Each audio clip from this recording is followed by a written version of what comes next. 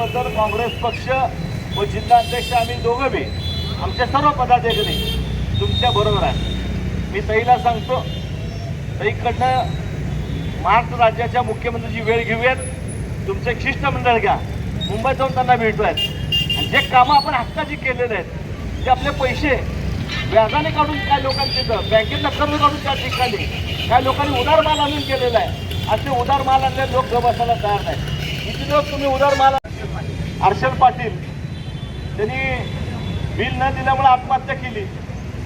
अनेक दिवस त्याला पेपरला वाचतोय किंवा कॉन्ट्रॅक्टर भेटल्यानंतर सांगतायत की साहेब वर्ष झालं आम्ही काम करू पण आमचं बिल मिळत नाही.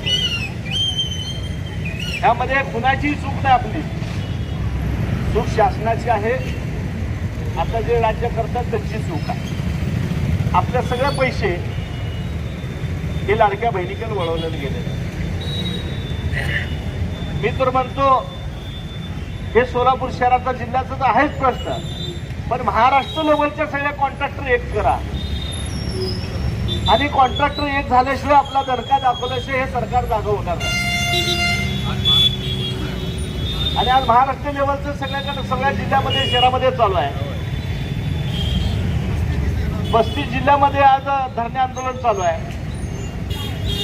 तर जे मुख्यमंत्री आहेत, तुम्ही लोकांनी सगळे कामं केले, तुम्ही लोकांनी खऱ्या अर्थानं त्यांना बळ दिलं, तुम्ही लोकांनी त्यांना वर्क ऑर्डर दिल्यामुळे तुम्ही कामं त्या काळात केलात आणि लोकांना वाटलं की भरपूर कामं व्हालेत आणि इलेक्शन झालं तर सोयीनिशी आपल्याला या ठिकाणी विसरलेलं आहे. सर्व पैसे लाडक्या बहिणीला या ठिकाणी देण्याचं काम केलं.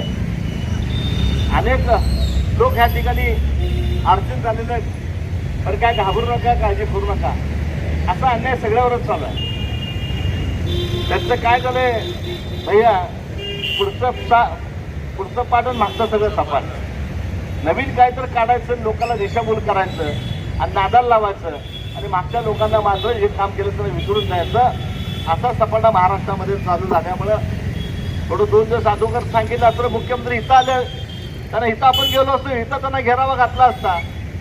थोडं आजकाल थोडं घरात 3 मुलं असतात, एक मुलगा थोडा आगार होते, घरचं तर सगळं लक्ष तुझ्याकडे असतं. त्याप्रमाणे थोडं एखादी संघटना आपल्याला स्ट्रॉंग व्हावं लागेल, एक संघटना उघडत आपलं धारण करावं लागेल, त्याशी आपल्याला कोण बोलणार नाही. आज राज्यामध्ये मी बघतो, इकडनं दररोज जातो, इकडे शिक्षकाचं चालू आहे, आमच्या महिलांचा चालू आहे.